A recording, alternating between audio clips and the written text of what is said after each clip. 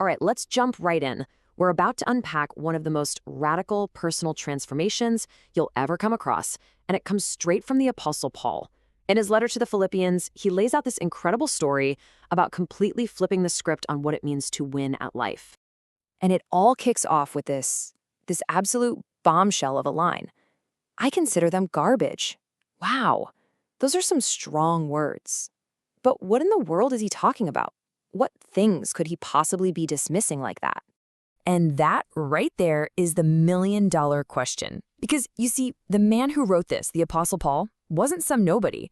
By all the standards of his time, he was an absolute all-star, a top performer with a resume that was, well, perfect. So to get what he's saying, we first have to understand the very resume he was so willing to just toss in the trash. So let's take a look at Paul's life before this whole thing went down. And, a good way to think about it is something we all get. A list of credentials, a perfect resume built on heritage, and just pure accomplishment. Okay, so this isn't just some boring list. You gotta understand, this is basically a religious and cultural report card with straight A's. Top of the class. Circumcised on the 8th day, that means he's no outsider. He was born into the covenant family.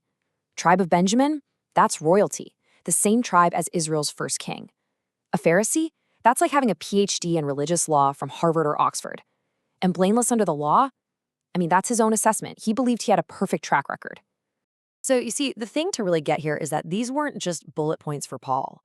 This was his identity. This was his pride, his social status, his spiritual confidence. Everything. He had literally checked every single box of what it meant to be a model citizen in his world.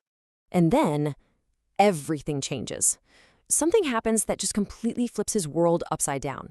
He goes through what you can only call a great reversal, a total and complete rethink of what actually matters. This right here really paints the picture, doesn't it? Think of it like Paul's spiritual balance sheet. Everything that was once in his gain column, that perfect resume, his flawless record, his elite heritage, suddenly gets shifted over to the loss column. And he doesn't just downgrade them. No, he calls them worthless, rubbish, garbage. So what could possibly cause such a massive shift? Well, he tells us right here. He found something of surpassing worth. He found a new relationship that was so valuable, so life-changing, that it made his perfect resume, the thing that used to be his everything, look like a pile of trash by comparison. Okay, so he's thrown out his old identity. Now what? Well, Paul doesn't just stop. He picks up this whole new way of looking at his life. And it's not about arriving somewhere or being perfect. No, it's about a race.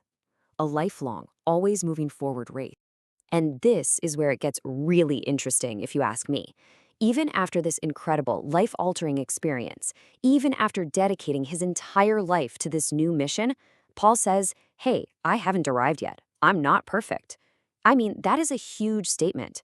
The guy who once called himself blameless is now saying he's still a work in progress.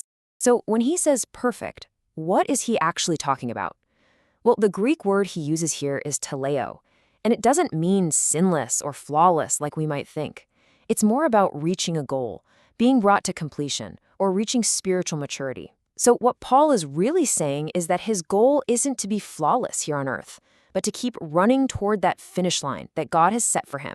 The famous preacher Charles Spurgeon had a great line that just nails this idea. He said, progress is the healthy condition of every Christian man.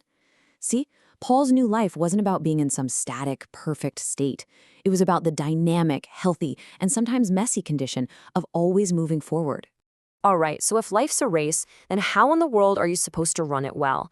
Paul gives us his game plan, and it all comes down to this intense, single-minded focus. He actually boils his whole strategy down to this one powerful idea, this one thing I do, and it's a 3-part plan. Number 1, forget what is behind. Number 2, strain toward what is ahead. Picture a runner leaning for the finish line tape. And number 3, press on toward the goal. You can feel the intensity in those words, right? Strain, press on. This is serious. But let's unpack that first part, forgetting what is behind, because this is so key. It's not just about letting go of your failures, the things you regret. It's also about letting go of your past successes. Why? Because looking back at your trophies can make you complacent. It can make you think, hey, I've already made it. And then you stop running so hard. There's a perfect real-world example of this principle in action. It happened in this incredibly famous foot race back in 1954, a race they called the Miracle Mile. It's an amazing picture of exactly what Paul is talking about. So picture this. It's 1954. You've got the two greatest milers on the planet, Roger Bannister and John Landy, going head-to-head. Landy's in the lead, but as they come around the final turn, he can't tell where Bannister is. He's haunted by the footsteps he can't hear. So just for a split second, he glances over his left shoulder. And in that exact instant, Bannister just explodes past him on the right and wins the race.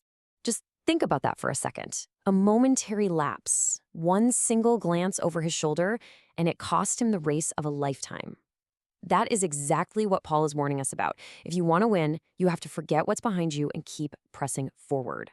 Which brings us to the big question, right? What is the finish line? What's the prize that Paul is so laser focused on, the one he's straining for with everything he's got? And he tells us right here, the prize, well, it isn't a better resume. It's not even about becoming a better person, not really. The prize is a totally different identity. It's a citizenship in heaven.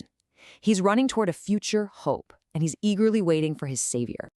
So the big takeaway is this. The finish line of this whole race is this ultimate final transformation. Paul says that at the very end of it all, our lowly bodies will be changed to be like Christ's glorious body. That is the ultimate prize he's pressing on to win. And that kind of leaves us with a question to chew on, doesn't it?